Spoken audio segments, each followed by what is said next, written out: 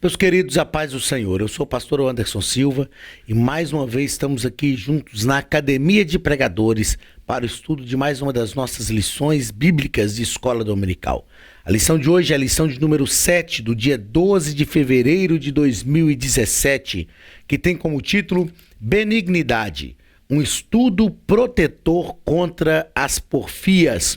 O texto áureo da nossa lição está em Efésios capítulo 4, e o versículo 32, que nos diz o seguinte: Antes, sede uns para com os outros benignos, misericordiosos, perdoando-vos uns aos outros, como também Deus vos perdoou em Cristo.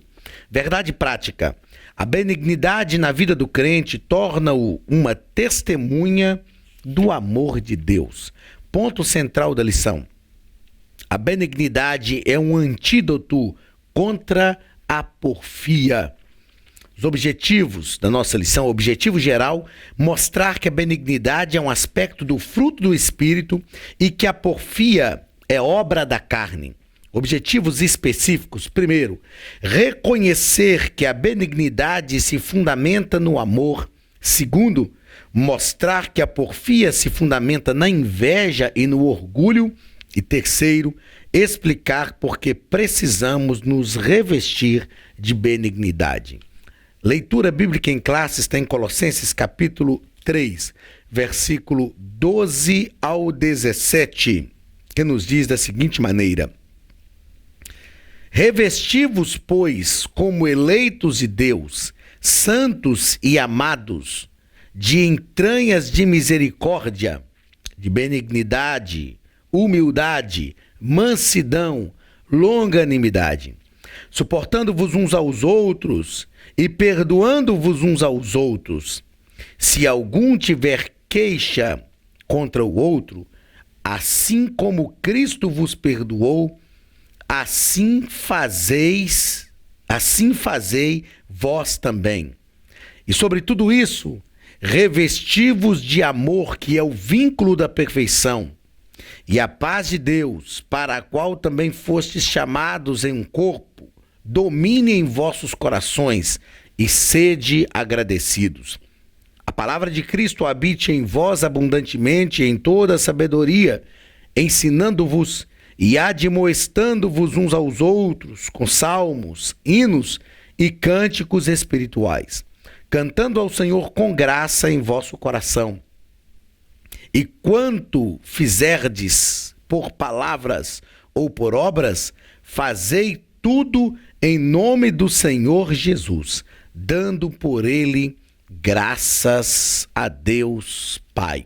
Meus queridos, quando Paulo escreve esse texto à igreja de Colossos, Paulo está falando, ensinando esta igreja sobre o exercício da benignidade, da humildade, da mansidão, da longanimidade.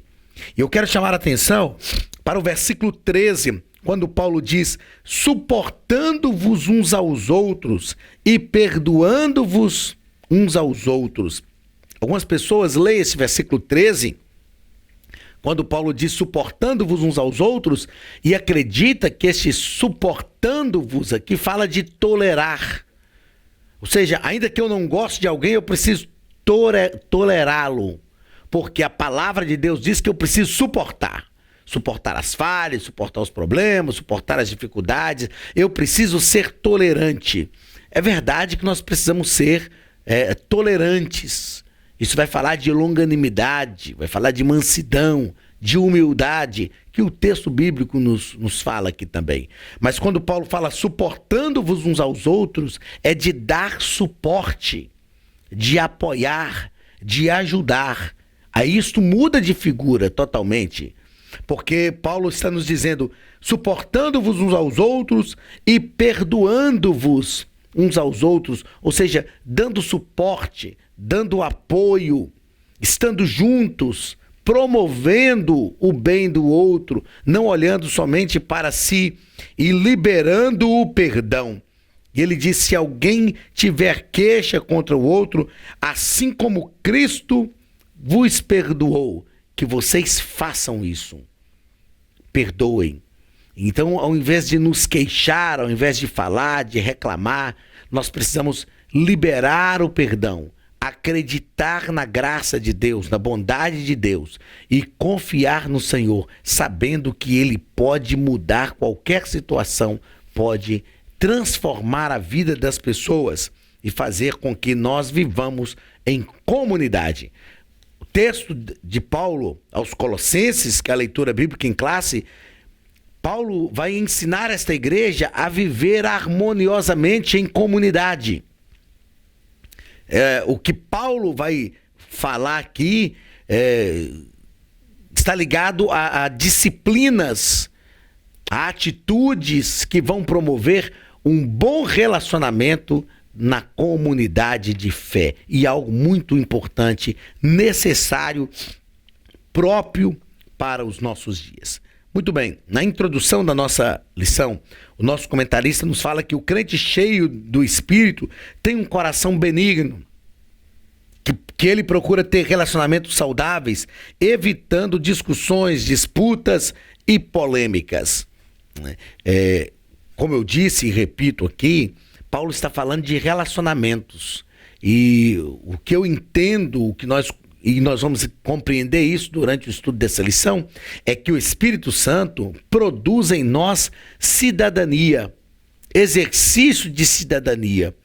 O Espírito Santo na nossa vida, quando ele produz o fruto do Espírito, que é o caráter de Cristo impregnado em nós, ele vai nos fazer também cidadãos melhores, pessoas agradáveis, pessoas que saibam viver em comunidade, pessoas que respeitem o direito dos outros, pessoas que vivam de forma harmoniosa, que conseguem conviver com outros seres humanos da melhor maneira possível. Primeiro ponto da nossa lição: a benignidade fundamenta-se no amor. O que é benignidade? Benignidade significa índole boa, bom caráter, benevolência, humanidade e bondade. Ser benigno é ter um coração bom, é ter uma predisposição para ajudar as outras pessoas, ter uma índole boa, ser benevolente, ser humano, ser bondoso. Tem pessoas que não têm a índole boa. Tem pessoas que têm prazer em promover a discórdia, prazer em prejudicar a outra pessoa. Tem pessoas que não vão ganhar nada prejudicando alguém, mas a índole é má. Quando nós somos benignos, nós temos uma índole boa. Ainda que a gente cometa falhas, ainda que as nossas falhas prejudiquem alguém, é lógico, nós vamos procurar corrigir isso, pedir perdão, mas o benigno tem a índole boa. A bondade que estamos estudando nessa lição, ela vem de Deus e é fonte de toda benevolência e amor. Como nós já falamos em lições anteriores, no início do nosso trimestre, nós falamos que nós somos inerentemente maus. E nós precisamos entender isso. Somos inerentemente maus. Se há alguma bondade em nós, tudo isto é produzido pela presença do Espírito Santo na nossa vida. E nós precisamos nos relacionar com o Espírito Santo para que a bondade de Deus esteja em nosso coração. Segundo parágrafo do primeiro ponto. Jesus, exemplo de benignidade. Jesus amou os ricos, os pobres, sempre ajudou a todos que foram até ele. Me chama a atenção que certa feita, João, o Batista, primo de Jesus, aquele que foi o precursor do caminho de Jesus, ele já estava preso. E ele chamou 2 dos seus discípulos e disse a eles assim: vão até Jesus e perguntem para ele se ele é o Cristo que nós haveríamos de esperar ou se nós precisamos esperar outro. Os discípulos foram até Jesus. Jesus não respondeu para os discípulos se ele era o Cristo ou não. Eu imagino, a Bíblia não diz assim, mas eu imagino que Jesus disse para eles: olha, caminhem comigo aqui, talvez 2 ou 3 dias. E eles caminharam com Jesus, viram Jesus fazendo sinais, ajudando as pessoas. E de repente Jesus chama aqueles discípulos de João e diz: olha, voltem para João e digam a ele que os mudos falam, os cegos veem, os coxos andam e os surdos ouvem, e aos pobres é anunciado o reino dos céus. Eu imagino que os discípulos de João perguntam para Jesus, mas o Senhor é ou não o Cristo? O que nós vamos responder para João? E Jesus diz, não, só respondam para ele que os mudos falam, os cegos veem, os surdos ouvem e os coxos andam, e aos pobres é anunciado o reino dos céus. Quando vocês falarem isso, ele vai entender se eu sou o Cristo ou não. Eu creio que quando os discípulos de João voltam a ele, já encarcerado, e relatam-lhes as palavras de Jesus, eles compreendem que ele era o Cristo. Jesus fez opção por viver entre os pobres. Jesus fez opção por atender os mais carentes. Jesus fez opção por estar perto dos necessitados. Por isso, Jesus é exemplo de benignidade, exemplo de bondade. Nós precisamos atender as pessoas, estar próximo das pessoas. Nós já falamos aqui em outra aula que melhor coisa é dar do que receber. Quando nós podemos prestar um serviço a alguém, prestar uma ajuda a pessoas que necessitam, isso é muito importante. Com toda certeza, perto de você existe alguém que precisa da sua ajuda. Perto de você existe alguém que precisa do seu apoio, do seu auxílio. Então, mostra-te benigno para com essas pessoas e a bênção de Deus estará sobre a sua casa. Terceiro parágrafo do primeiro ponto, a benignidade na prática. O comentarista colocou aqui na nossa lição uma frase do Billy Graham, magnífica. O evangelista Billy Graham disse que é muito fácil ser indelicado e impaciente com os que erram e falham. É fácil ser bondoso e gentil com os que nos tratam bem, mas precisamos ser benignos com aqueles que erram, tropeçam e ainda nos tratam mal. Retribuir ao outro conforme as suas ações é muito fácil. É muito fácil amar as pessoas que nos amam. Eu digo que tem pessoas que são fáceis de ser amadas. Tem pessoas que são fáceis da gente amar. Não é? A pessoa que está sempre disposta a nos ajudar, a pessoa que está sempre ao nosso lado. Assim também como é fácil nós tratarmos com hostilidade aqueles que nos hostilizam. Mas a palavra de Deus nos ensina de forma diferente. Jesus disse que nós precisamos orar por aqueles que nos perseguem, abençoar aqueles que nos maldizem. A Bíblia nos ensina que se o inimigo tiver fome, a gente tem que dar a ele de comer. Se ele tiver sede, tem que dar a ele de beber. Isto é realmente ser benigno. Não é algo fácil, mas é ser benigno. Muitas pessoas rejeitam o cristianismo porque alguns cristãos não amam como o seu mestre. Tem um livro chamado Em Seus Passos, O que Faria Jesus? Se fosse Jesus no meu lugar, no seu lugar, sofrendo afronta, o que ele faria? Então, o Cristo que nós apresentamos ao mundo, ou o Cristo que o mundo conhece, é o Cristo que nós apresentamos às pessoas. E o Cristo que nós apresentamos às pessoas deve ser o Cristo que nós também conhecemos, mas não o Cristo que nós criamos. O Cristo que nós conhecemos tem que ser o Cristo dos evangelhos, o Jesus verdadeiro, o Jesus sofredor e que está sempre pronto a perdoar e ser benigno com todos. Segundo ponto, vai nos falar sobre a porfia. Fundamenta-se na inveja e no orgulho. Primeiro parágrafo, inimizade e porfia. Inimizade é ódio, indisposição e malquerência. Porfia significa contendas de palavra, discussão, disputa e polêmica. Existem pessoas que têm grande prazer em se entregar a lançar palavras. Eu costumo falar perder saliva com discussões que não constroem nada. Tem pessoas que querem discutir simplesmente por discutir. Tem pessoas que não querem argumentar, não querem aprender. Querem simplesmente gastar o tempo discutindo coisas que não vão ser produtivas. Então, esse tipo de relação deve ser evitada. Nós precisamos conter as nossas palavras. Precisamos realmente buscar relações que sejam construtivas, que não estejam ligadas a inimizades e porfias, porque não vale a pena perdermos tempo com esse tipo de discussão, não é? A maturidade nos ensina isso. Segundo parágrafo, Evódia e Sintique, essas duas irmãs de nome estranho, diga-se de passagem, eram irmãs valorosas que serviam a Deus na igreja de Filipos.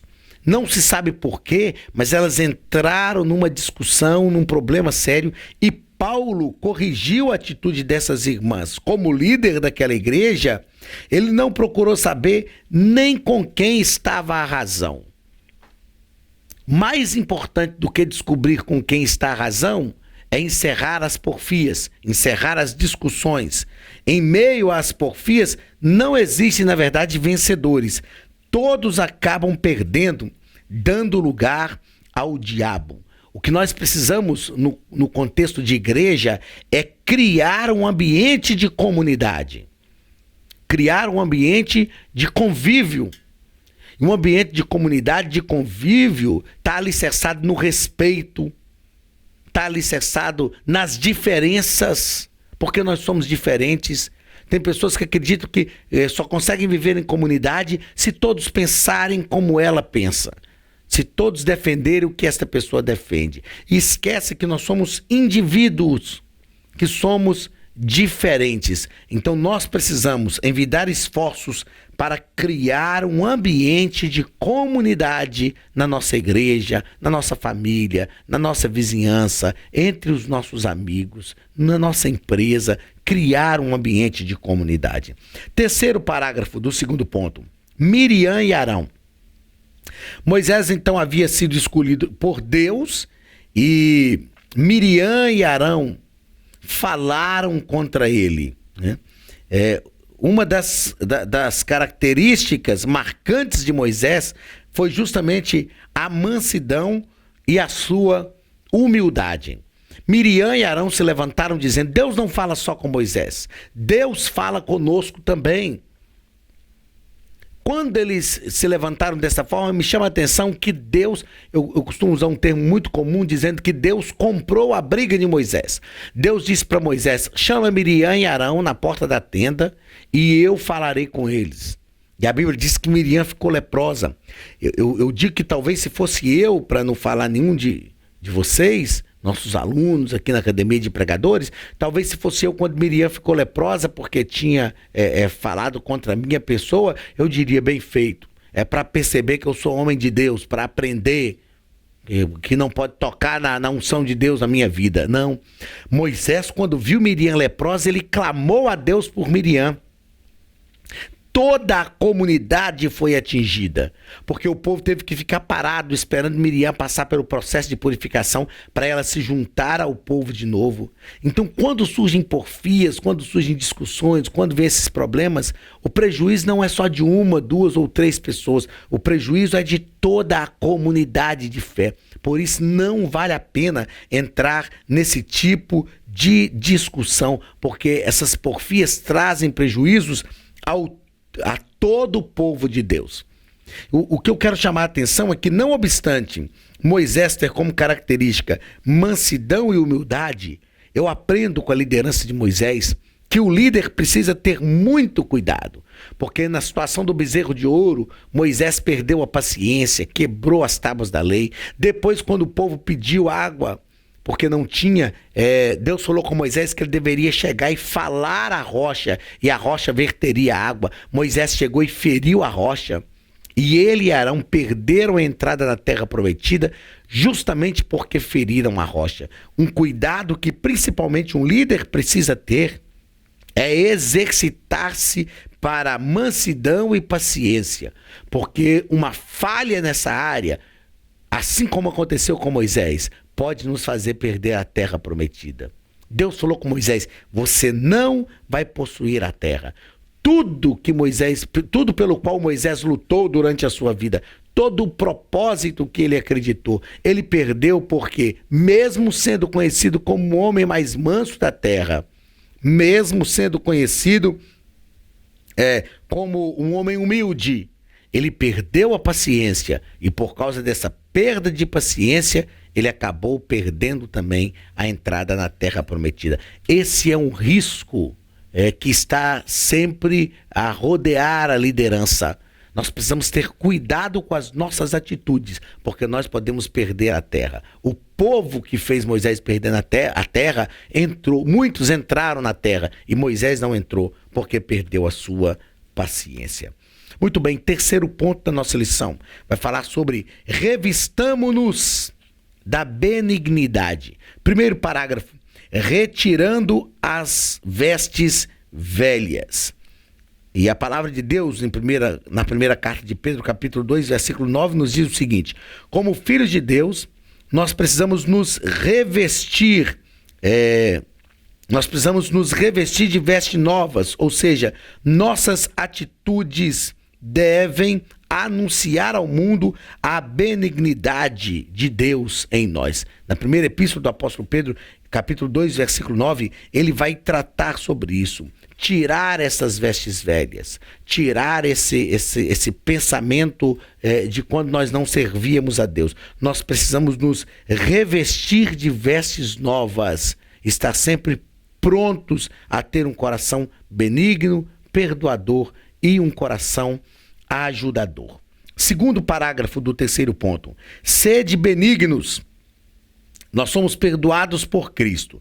Por isso precisamos também conceder perdão àqueles que nos ofendem e nos magoa. Liberar o perdão. Tem gente que acha que perdão provoca amnésia ou Alzheimer precoce. Tem gente que diz, não, se perdoou tem que esquecer. Eu me lembro de uma situação muito pontual que uma irmã até chegou para mim e a gente estava conversando sobre essa questão do perdão e ela disse, pastor, mas só tem que perdoar e tem que esquecer. Eu falei, irmã, não tem jeito, é impossível esquecer. É impossível esquecer, porque perdão, como eu disse, não dá amnésia e nem produz Alzheimer precoce. E ela falou, não, pastor, mas a Bíblia fala que o Senhor perdoa os nossos pecados, Deus perdoa os nossos pecados e não se lembra mais deles. E eu falei com a irmã, eu preciso falar para a senhora que eu não sou Deus ou isso é visível? Dá para entender. Porque tem gente que acha que o perdão produz amnésia. O que é o perdão? Primeiro que a falta de perdão é como um veneno para o nosso próprio coração. A falta de perdão impede as bênçãos de Deus sobre a minha vida. Se eu não libero o perdão para quem me feriu, eu fico impedido de receber as bênçãos de Deus. A falta de perdão prende a pessoa a nós. Quando nós liberamos o perdão, é como se nós libertássemos a pessoa. A gente não vai ficar remoendo mais aquilo que aconteceu. A falta de perdão é como um veneno para o nosso coração. Quando eu deixo de perdoar alguém, a minha alma adoece, o meu humor muda. E a ciência já comprovou que quem tem um coração perdoador tem uma probabilidade menor, muito menor, de sofrer de doenças cardíacas, de problemas do coração. Então, nós precisamos, assim como Cristo nos perdoou, liberar também o perdão às outras pessoas. Muito bem, eu disse que o perdão não produz amnésia e nem Alzheimer precoce, né? Então, o que é verdadeiramente o perdão? Quando nós perdoamos alguém, nós lembramos da falha que a pessoa cometeu. Lembramos da traição da pessoa, no caso de sermos traídos. Só que isso não é mais uma barreira. O perdão quebra as barreiras. Na verdade, quando nós perdoamos e vemos a pessoa passando por alguma necessidade, se nós virmos a pessoa passando uma situação, antes mesmo da pessoa nos pedir ajuda, nós devemos estender a mão, oferecer ajuda. E tem gente que acha um absurdo, mas pastor, eu tenho que oferecer ajuda. Se me pedir ajuda, tudo bem. Mas se não pedir, que a pessoa vai resolver a sua vida sozinha. Não, nós temos que, ao ver a necessidade de alguém, sabendo que nós podemos ajudar, nós mesmos devemos nos aproximar e oferecer ajuda. Mas ela me magoou, ela me feriu. Mas o perdão já foi liberado. O perdão também não pode ficar... Se eu disse que o perdão não produz amnésia nem Alzheimer precoce, que é impossível esquecer, mas o perdão não pode ficar lançando a falha em face sempre. Tudo bem que você está aqui, eu até te perdoei, mas você fez isso comigo. Não, tudo bem que você continua sendo meu amigo, mas não se esqueça disso. Né? Então, o perdão, ele realmente apaga essa transgressão cometida e nos dá liberdade para viver em paz. Nós precisamos liberar o perdão. Nos dias em que nós vivemos, nós precisamos pedir a Deus um coração perdoador. Nós precisamos pedir a Deus um coração que não guarde ira, que não guarde ódio, que não guarde rancor, porque isso é ruim para nós mesmos. Ademais, na oração dominical, na oração do Pai Nosso, Jesus nos ensinou a orar. Ali, aquela oração não é uma reza para a gente ficar repetindo, é um modelo de oração. E Jesus nos ensinou a orar dizendo: perdoe as nossas dívidas. Pai, perdoe as nossas dívidas, assim como nós perdoamos aos nossos devedores, aqueles que nos têm ofendido. Então, se eu quero realmente alcançar o perdão de Deus, eu preciso permitir que o meu perdão alcance também as pessoas que me feriram. Terceiro parágrafo do terceiro ponto. Imitando a conduta de Paulo. Paulo seguia o exemplo de Jesus. E, não obstante algumas pessoas acreditarem que Paulo era muito duro para falar, mas Paulo, ele era realmente incisivo em algumas situações, porém, Paulo tratava as pessoas com muito afeto, com muito carinho. Quando nós lemos a carta de Paulo aos Efésios, por exemplo, olha como Paulo trata aquela igreja com carinho. Quando lemos a carta de Paulo a Filemon, ele escreveu para restaurar um escravo fugitivo. Quando nós lemos as cartas de Paulo a Timóteo, mesmo sendo incisivo, Paulo está transmitindo a Timóteo palavras amorosas, palavras que produziriam em Timóteo um líder efetivo. Paulo tinha uma maneira de viver santa, tão santa, que ele desafiou. Eu falo assim, que convicção magnífica que Paulo tinha, quando ele desafia os seus ouvintes a seguir o seu exemplo, dizendo: sede meus imitadores, porque eu sou de Cristo. Paulo não está se vangloriando. Paulo não está dizendo que ele era o melhor crente. Quando ele diz sede meus imitadores, é porque ele sabe a quem ele estava imitando. Então é como se ele dissesse a todos nós: imitem a Cristo, mas imitem a Cristo através da minha vida, porque eu estou fazendo tudo aquilo que ele quer que eu faça. Então, sede meus imitadores, assim como eu também sou de Cristo. Muito bem, queridos, estudamos nesta sétima lição, a lição de número 7, estudamos sobre a benignidade, um escudo protetor contra as porfias. Se queremos acabar com as porfias, se queremos acabar com essas inimizades, se queremos tirar, realmente limpar a nossa comunidade de fé, nós precisamos exercitar a benignidade, porque a benignidade nos leva para perto de Deus, nos une como comunidade e faz um ambiente harmonioso dentro da igreja, para que o nome de Jesus seja glorificado. Que Deus te abençoe, que a mão de Deus esteja sobre a sua vida e abençoe a sua casa. Receba mais uma vez o abraço do pastor Anderson Silva e da Academia de Pregadores. Academia de Pregadores, a maior escola de teologia online do Brasil. Que o Senhor te prospere grandemente em nome de Jesus.